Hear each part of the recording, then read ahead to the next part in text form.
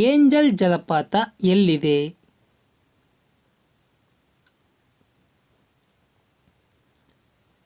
Angel ಜಲಪಾತ ವೆನಿಜುವೆಲಾದಲ್ಲಿ ಕಂಡುಬರುತ್ತದೆ.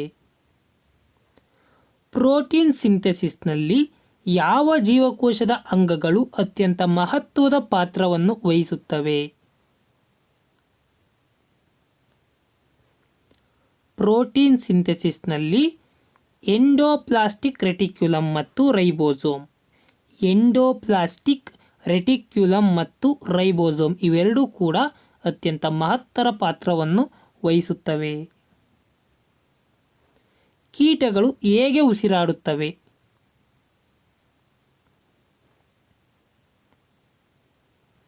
ಕೀಟಗಳು ಶ್ವಾಸನಾಳದ ವ್ಯವಸ್ಥೆಯಿಂದ ಉಸಿರಾಡುತ್ತವೆ. ಕೆಳಗಿನವುಗಳಲ್ಲಿ ಯಾವುದು ಮಾನವ ವ್ಯವಸ್ಥೆಯ ಜೀರ್ಣಕಾರಿ ಕಿಣ್ವವಲ್ಲ?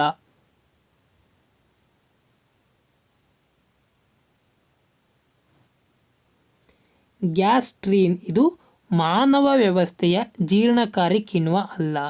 ಇನ್ನು ಟ್ರಿಪ್ಸಿನ್, ಪಿಯಾಲಿನ್, ಪೆಪ್ಸಿನ್. ಟ್ರಿಪ್ಸಿನ್, ಪಿಯಾಲಿನ್, ಪೆಪ್ಸಿನ್ ಈ ಮೂರು ಕೂಡ ಮಾನವ ವ್ಯವಸ್ಥೆಯ ಜೀರ್ಣಕಾರಿ ಕಿಣ್ವಗಳು. ದುರ್ಗೇಶ್ ನಂದಿನಿ ಈ ಕೃತಿಯನ್ನು ರಚಿಸಿದವರು ಯಾರು?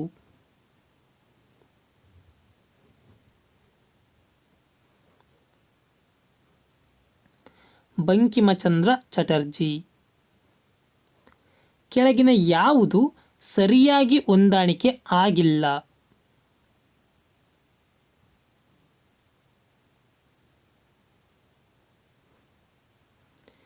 Lassa city of 7 hills Rome ಇದು ತಪ್ಪಾಗಿದೆ.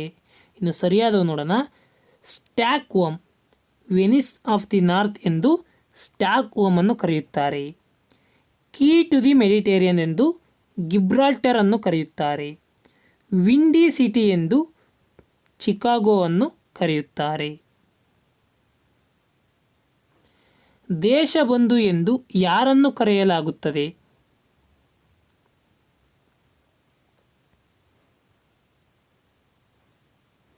ಸಿ.ಆರ್. ದಾಸ್, ಚಿತ್ತರಂಜನ್ ದಾಸ್. IMF ಇದರ ಪ್ರಧಾನ ಕಚೇರಿ ಇರುವುದು ಎಲ್ಲಿ?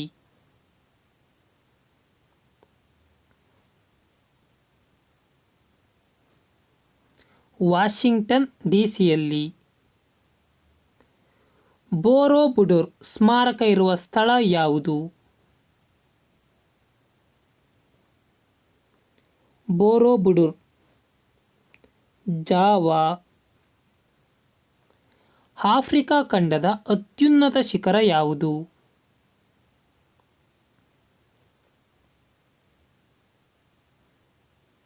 Mount Kilimanjaro. ಜೀವಿಗಳ ಉಗಮ ಆರಿಜಿನ್ ಆಫ್ ಸ್ಪೀಸೀಸ್ ಎಂಬ ಪುಸ್ತಕವನ್ನು ಬರೆದವರು ಯಾರು?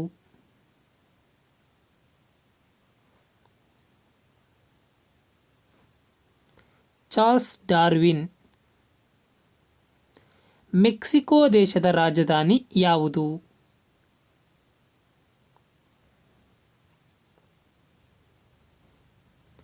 ಮೆಕ್ಸಿಕೋ ನಗರ. ಮಿಕಿರ್ ಎಂಬುವಂತಹ ಆದಿವಾಸಿಗಳನ್ನು ಯಾವ ರಾಜ್ಯದಲ್ಲಿ ಕಾಣಬಹುದು? ಮಿಕಿರ್ಗಳು ಅಸ್ಸಾಂನಲ್ಲಿ ಕಾಣಬಹುದು. ಕಥಕ್ಕಳಿ ಯಾವ ರಾಜ್ಯದ ನೃತ್ಯ ರೂಪವಾಗಿದೆ?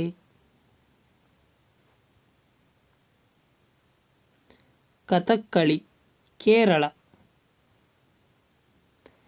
ಅಂಟೋನ್ ಚಿಕೋವ್ ನಾಟಕಕಾರರು ಯಾವ ದೇಶದವರು? ಅಂಟೋನ್ ಚಿಕೋವ್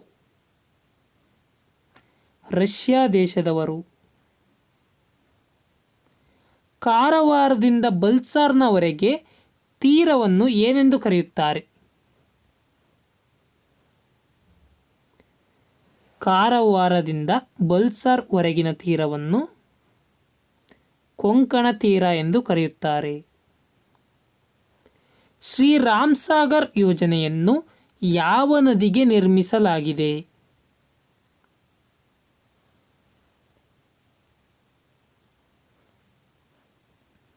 ಗೋದಾವರಿ ನದಿಗೆ. ಕುಪ್ಪುಸ್ವಾಮಿ ನಾಯ್ಡು ಟ್ರೋಫಿ ಯಾವ ಕ್ರೀಡೆಗೆ ಸಂಬಂಧಿಸಿದೆ?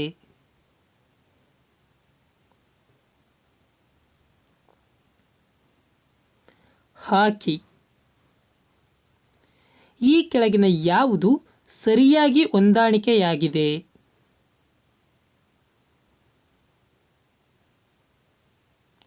ಸರಿಯಾದ ಉತ್ತರ ಮೇಲಿನ ಎಲ್ಲವೂ ಸರಿ. ಅಂದರೆ ಧ್ಯಾನ್ ಚಂದ್ ಕ್ರೀಡಾಂಗಣ ಲಕ್ನೋದಲ್ಲಿ ಕಂಡುಬರುತ್ತದೆ, ಈಡನ್ ಗಾರ್ಡನ್ ಕ್ರೀಡಾಂಗಣ ಕೋಲ್ಕತ್ತಾದಲ್ಲಿ ಕಂಡುಬರುತ್ತದೆ, ಗ್ರೀನ್ ಪಾರ್ಕ್ ಕ್ರೀಡಾಂಗಣ ಕಾನ್ಪುರದಲ್ಲಿ ಕಂಡುಬರುತ್ತದೆ. ಚಂದೋಲಿ ರಾಷ್ಟ್ರೀಯ ಉದ್ಯಾನವನ ಇರುವುದು ಎಲ್ಲಿ?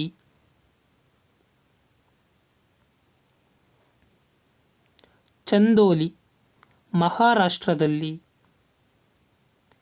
ದೇವನೂರು ಮಹಾದೇವ ಅವರ ಕೃತಿ ಈ ಕೆಳಗಿನವುಗಳಲ್ಲಿ ಯಾವುದು?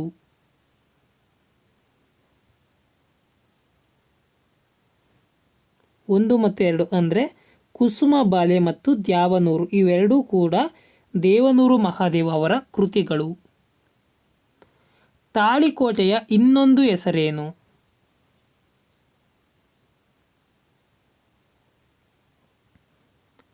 ರಕ್ಕಸ ತಂಗಡಿ.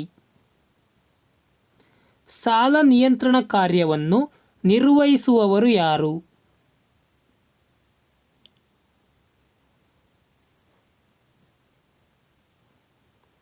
ಭಾರತೀಯ ರಿಸರ್ವ್ ಬ್ಯಾಂಕ್ ಆಫ್ ಇಂಡಿಯಾ.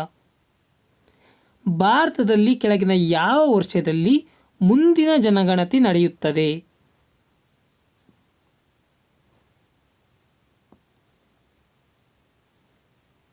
2021ರಲ್ಲಿ. ರಷ್ಯಾದ ಸಹಕಾರದಿಂದ ನಿರ್ಮಿಸಿರುವ ಉಕ್ಕು ಕಾರ್ಖಾನೆ ಯಾವುದು?